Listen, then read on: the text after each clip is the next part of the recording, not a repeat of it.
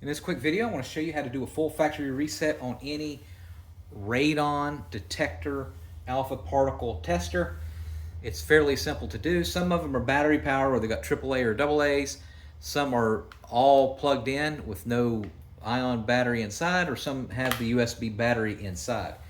So if they have AAA or AA batteries, you keep the batteries out and you let it sit without the batteries for 15 minutes.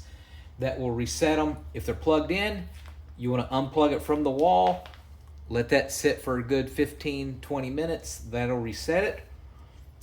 If you have it powered all the way down, what you're going to do is you're going to hold down the power button for a good 30 seconds and you don't let go.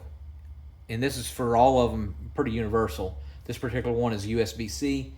You hold it down for 30 seconds and then you'll let go, and that will reset a lot of them. And then some of them have an admin, so you go to settings, and this is a Hound 3699, and then look for admin. Let's go back here to admin, and then on the Hound, for example, you use 0018, and you should know your PIN.